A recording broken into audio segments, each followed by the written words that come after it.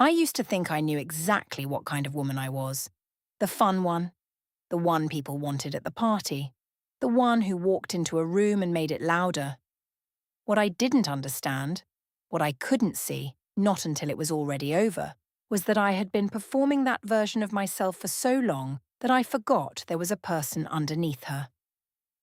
By the time I turned around at Barcelona on a Friday night and saw my husband standing 10 feet away watching me, I had already convinced myself that what I was doing had nothing to do with him. I was wrong about that. But I had also been wrong about the marriage, about what he felt, about what I needed. And being wrong about all of it at the same time is what made everything that followed so difficult to explain to anyone, including myself. He didn't say a word that night. He just looked at me, and then he left.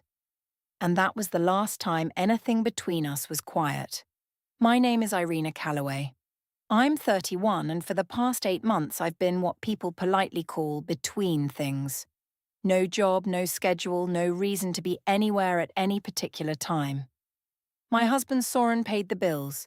He never complained about it out loud, which created its own kind of pressure. The pressure of someone who has decided to be patient with you and make sure you know it without saying so. He said he trusted me to figure out what I wanted. I think he meant it. But trust and patience aren't the same thing, and the gap between them has a weight you only feel after a while.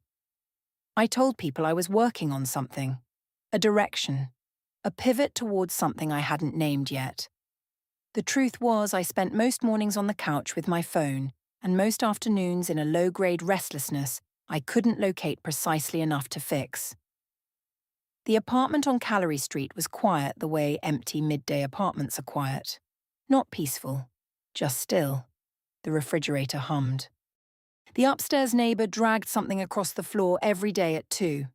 The light moved across the kitchen wall and I watched it without moving. Soren was a civil engineer. He left at 7:40 every morning and came home between 6 and 7 and made dinner most nights because he was good at it and because cooking was how he organised his thinking at the end of a day. He kissed me on the side of my head before he left. He always remembered what I'd mentioned wanting for dinner 3 days earlier and bought the ingredients without being asked. He planned things, weekends, small trips, the shared logistics of a life, with real care and real attention. For 2 years, I mistook that care for the whole of what love was supposed to feel like. It took me longer than it should have to understand that planning a life for someone is not the same as making them feel wanted inside it. What I needed was not a well-managed weekend. I needed to feel chosen on an ordinary Tuesday morning, for no reason, just because I was in the room with him and that was enough. He never quite managed that. And I never quite managed to tell him, because saying I need you to want me more specifically felt too close to admitting I was afraid he had already stopped. One thing I keep coming back to. On our second anniversary, he left a thin silver bracelet on the bathroom counter in a plain paper bag. No bow, no card. He'd seen it in a shop window on his way home and thought it looked like something I'd wear. He was right. Slim, plain, no ceremony. I put it on that night and wore it every day after that without thinking about it. The way you wear something that has just become part of how you move. That bracelet is still somewhere in this story. I'll get to it. The night I met Dex Marlo was at a friend's birthday, the kind with too many people in a rented space and music slightly too loud for conversation. He worked in events, venue sourcing, party production, the business of making an evening feel designed for the people inside it.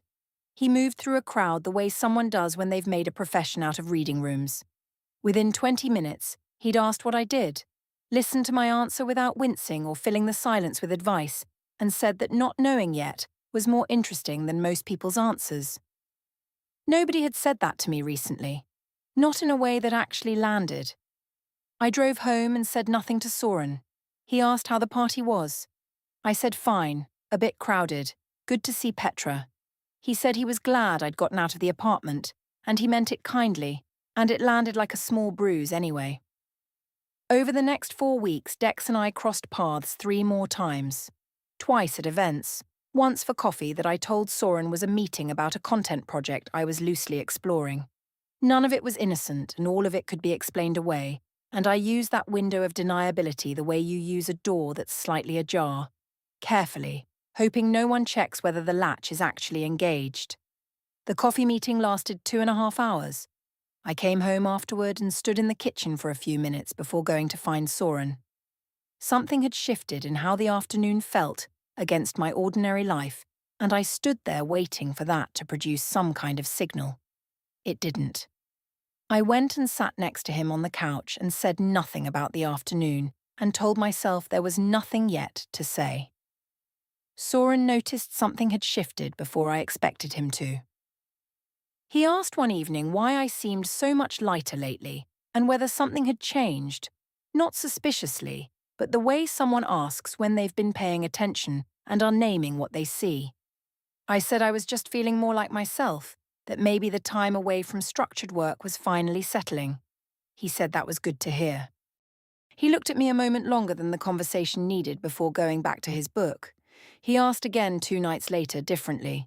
He said he'd noticed I was leaving the apartment more and coming home in a different mood than I'd left, and he asked directly whether there was someone new I was spending time with. He kept his voice level and his hands still. He mentioned that the previous Tuesday I'd come home at 11:30 and said I'd been at Petra's, and that Petra had called the landline at 10 to ask whether he wanted to join a dinner that had apparently ended at 9. He said it without accusation, the way you say something you've been holding for several days. He said if I was pulling away from something between them, he'd rather know than guess. I said Petra must have called before I arrived. I said he was building a case out of timing gaps, that it was exhausting to account for every hour, that this was exactly the thing that made me feel monitored instead of trusted. He didn't argue.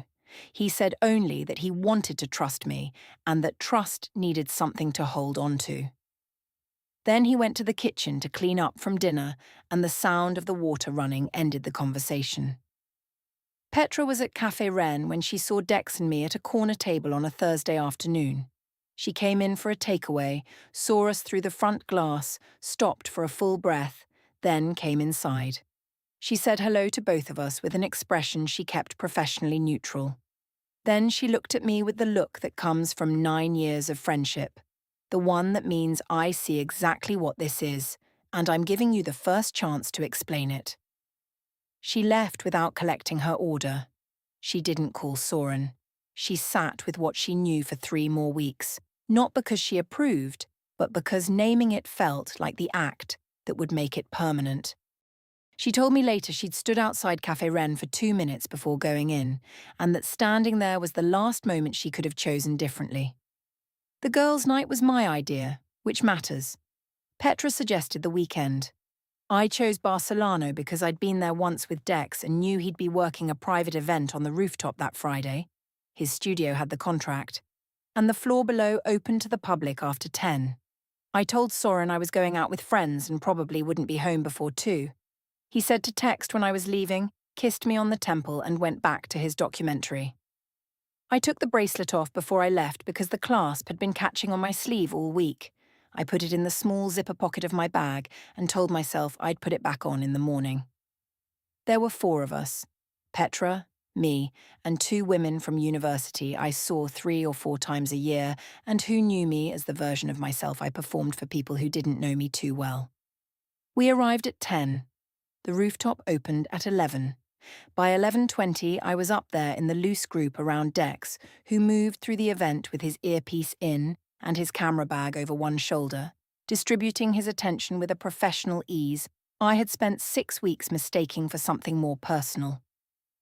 The city stretched out from the railing in every direction. The air had that October quality, warm enough to stay outside but cool enough to make the warmth feel borrowed.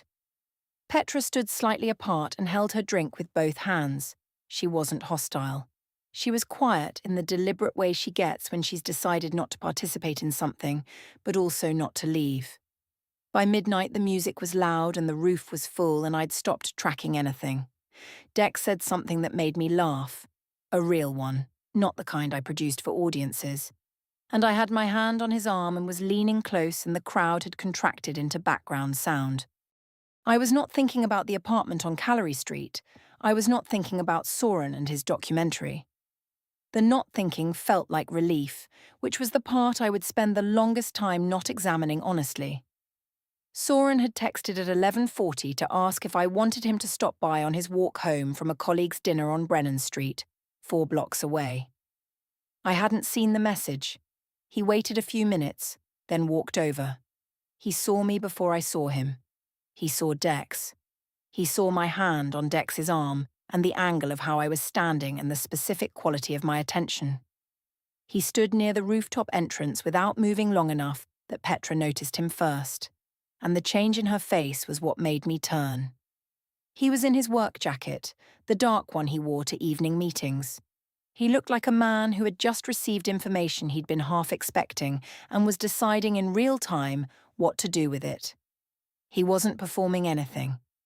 That was the thing about Soren. He was almost never performing anything. I pulled my hand back, slowly, which was the wrong instinct. Slow means deliberate, and deliberate means aware. And aware means there was something to be aware of. He saw it. He walked over. The music kept playing. He stopped just to my side rather than in front of the group and said something close to my ear, that he was going home now, that he hoped I had a good evening, that he'd left the hall light on. That was all. He didn't look at Dex. He didn't acknowledge the group. He walked back to the stairs with the same steadiness he brought to everything, and then he was gone. I turned to my friends and said something about how he'd always been like this, how he got strange whenever I had my own life, how a woman going out with her friends apparently needed supervision. 2 of them laughed. One made a sympathetic sound. Petra didn't react at all. She was looking at the place where Soren had been standing. In the taxi home, she sat next to me and looked out the window the whole way without saying a word. The city moved past the glass. I checked my phone. He hadn't sent a follow-up. He was awake when I got home. He asked in a flat and specific voice how long Dex had been someone I spent evenings with. He mentioned Barcelona by name. He mentioned the 11:40 text I hadn't answered. He asked whether anything I'd told him about my whereabouts in the past month was accurate. I said he was making something out of nothing, and that following me to a bar wasn't behavior I was going to explain or apologize for. He said he hadn't followed me. He'd texted first. I said that was a technicality. He said he wasn't asking for a technicality. He said he was asking for the truth about what was happening between them and what I wanted from our marriage. I said I wanted him to stop treating every night I left the apartment as evidence of something. He was quiet for a moment. He said he was going to take a few days to think and hoped I would too. He went to the bedroom. The door stayed open. That was somehow worse than if he'd closed it. The 3 days after Barcelona were quiet in a way that felt managed. Soren cooked and talked about ordinary things, a drainage problem at a site, the building's water pressure, a podcast from his commute, and said nothing about Dex, nothing about the rooftop, nothing about the text I hadn't answered. He wasn't cold. He was careful, and the carefulness had a structure I didn't want to examine too closely, because examining it would have meant admitting I understood what it was. On Wednesday night, I came home at 11 and found him at the kitchen table in the low light of the counter lamp. His hands were flat on the table. He wasn't on his phone, wasn't reading, wasn't doing anything, just sitting there with the lamp making a small circle of yellow light around him. He looked up when I came in. His eyes were tired in a way that was different from the end of workday tired I knew. This was something that had been building for a while and had simply stopped being hidden. He said quietly that he didn't know how to keep doing this. Not as an accusation, not as the start of an argument. He said it the way you say a fact about yourself when you've run out of more careful language, plainly, because plain was all that was left. I heard, he is making this my responsibility. I said he always did this, turned a difficult week into a crisis, made my going out into evidence of a deeper problem, expected me to carry his feelings for him. He didn't respond to any of it. He looked at his hands. I said I was going to bed and left him sitting there with the lamp on and the rest of the apartment dark. He came to bed an hour later. I know because I looked at the clock when the hall light clicked off. The sound was very small. What he'd been trying to say, what I only understood much later when understanding it no longer changed anything, was that he'd run out of ways to reach me that felt honest. He wasn't performing exhaustion. He'd just become exhausted. I'd mistaken the absence of drama for the absence of feeling, which was the same mistake I'd been making about him for 18 months. The next morning I left before he woke.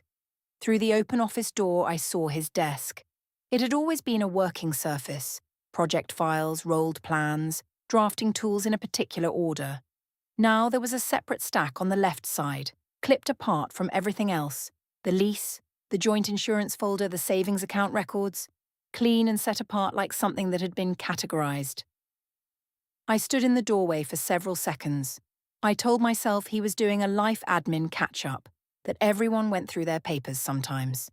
The accurate thought, the one that moved through me like a current, I put somewhere I didn't have to look at it. Clara called that afternoon. Soren's sister, 32, steady and measured, had never called me directly. She went through Soren when she had something to say. Her voice was controlled in a way that meant she had thought about the call before making it. She said she'd heard things had been a little difficult between us and wanted to check in. I said things were fine. She said she was glad. Then she said she'd always hoped things would work out well for Soren, that she knew what kind of person he was, and that she would be there for her brother whatever happened. The word whatever did quiet work inside that sentence. 2 years before, at a family dinner, I'd cut Clara off mid-story to say something I thought was funnier. The table laughed. She went quiet. I moved on within the hour. She hadn't. She'd been watching since then with the patience of someone who has decided not to react until reacting is necessary, and now it was necessary. 3 days after Clara's call, I phoned Soren and cried. I told him I'd been feeling invisible inside the marriage, that he planned everything, managed everything, organized our life into a tight and functional structure, and that somewhere inside all that I'd stopped feeling like someone he was choosing and started feeling like a variable he'd already accounted for. All of that was true, or had been true at some point. I used it as a controlled offering, real pain, precisely timed, to make him feel I was vulnerable enough to deserve patience, which would buy me time. He listened to everything. When I finished, he asked carefully whether I wanted to talk about what I'd just said or about what was actually happening between them. He kept the two things separate. I said it was complicated. He said he thought so too. He said he needed a few days to think clearly and hoped I would use the time as well. I hung up and texted Dex. Soren came into the living room on a Tuesday evening and stood near the bookshelf instead of sitting down, which wasn't like him. He was someone who settled into chairs, put his feet up, took up space without thinking about it. Standing meant he'd rehearsed this. The corner lamp was on and the rest of the room was dim, and he stood at the edge of the light with his hands at his sides. He said he'd contacted a marriage counsellor. He'd made an appointment for himself, and there was a joint slot the following week if I wanted it. He said he was willing to work on the distance between them if I was willing to name what the distance actually was. He said this steadily, without rushing, and I could hear that it had cost him something. He wasn't someone who asked for help easily. His family treated self-sufficiency as a form of dignity, and calling a counsellor was a kind of asking that went against everything he'd been taught about how capable people handled difficulty. He'd done it anyway. He'd looked up the number, made the call, arranged the time. That was his version of crossing toward me, in the only language he had. I said the distance was his fault. He said he didn't think that was the full picture. The silence after that lasted about 4 seconds and held more accuracy than anything either of us had said in the previous month. He was right. I knew it. Knowing it while being unable to absorb it was a specific kind of unbearable. If he was right, I had no ground left. If he was right, everything I'd told myself about the marriage, The neglect, the invisibility, the justification wasn't false exactly, but it wasn't the whole truth either. And the missing part was the one I'd been most careful not to look at. I said if he wanted to leave, he should leave. He looked at me for a long moment. His expression wasn't anger. It was the look of someone who has just received confirmation of something they'd already, privately decided. He said he would handle things carefully and hoped I would think about the counselor appointment. He went to his office and closed the door. For the first time in our marriage, he closed it completely. Through the wall, I heard his voice, low, controlled, words I couldn't make out, on a call that started within 10 minutes. I sat in the living room and told myself it was work. The room felt larger than usual. I hadn't eaten since lunch and didn't get up to fix that. In the morning, the bracelet was on the bathroom counter. He'd found it in my bag. I'd left the bag open on the chair and set it on the counter without comment. Not as a message, just as a matter of things being returned to where they belonged. He was like that. I stood looking at it longer than made sense. The inner curve had a faint tarnish from 3 weeks in the zippered pocket, and the bathroom light made the silver look cooler than it was. I posted the photo that afternoon from the couch. It was a picture from 3 nights earlier, Dex and me at a gallery opening, his studio's client event. Good light, both of us laughing, my shoulder against his. I'd been looking at it in my camera roll for 4 days, picking it up and setting it back down. I posted it to my main account as a permanent post. Not a story. Not something that disappeared. I told myself I was done managing other people's comfort, that if Soren was going to handle things carefully, I was going to stop pretending first, that living honestly was better than living inside a story that had already collapsed. I believed all of this while I typed the caption and pressed the button. What I was actually doing was answering his offer with evidence. I understand that now. At the time, it felt like standing up straight. He came into the living room at 8 in the morning with his phone in his hand and a stillness about him that was different from his usual morning quiet. He asked whether I understood what posting that picture meant. Not morally, not as a judgment, but as a practical matter with a specific consequence he wanted to make sure I'd considered. I said I didn't need his permission to document my own life. He said that wasn't what he was asking. I said if he had a problem with the photo, that was his to carry. He looked at me for a moment and then said, quietly, that he would take care of things properly. He went to his office. The door closed. He was on the phone within 10 minutes, and this time I didn't tell myself it was work. I went for a walk. When I came back, there was an envelope on the kitchen table that I assumed was a bill and set with the other mail. I didn't open it for 2 days. Petra suggested Trattoria Sorge because it was close to where I'd been staying, a friend's spare room on the other side of the neighborhood, and because she thought a public place would make the conversation that was clearly coming feel slightly less heavy. We ordered and talked about small things for the first 15 minutes, which was its own kind of kindness. Then a man in a dark jacket came to the table and asked me by full name whether I was Irina Calloway. He handed me a folded document with a grey cover sheet, stapled in the upper left corner. He said I'd been formally served and that the original copies were on file. He left. The whole thing took 45 seconds. The document was a petition for dissolution of marriage. Attached were temporary orders, a 60-day hold on the joint savings account pending division, and a written requirement that both parties reach a lease exit agreement within 30 days. Behind the orders was a 3-page exhibit, 12 screenshots. The Bar Solano location story Dex had posted 6 weeks earlier.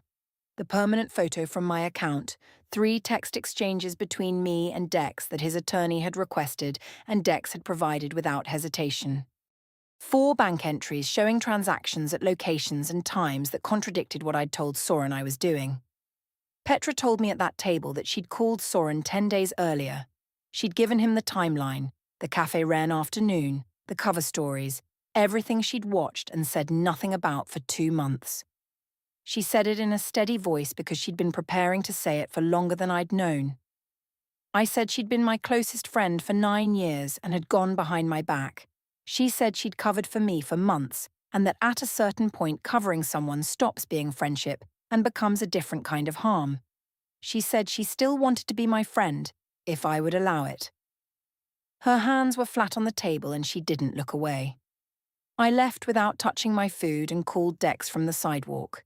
He said he'd cooperated with the attorney's request because it was the simpler path and because he hadn't seen another honest option. He said he was sorry for how things had unfolded and that he genuinely hoped I found steadier ground. Then he said he had a shoot starting soon and needed to go. He wasn't cruel.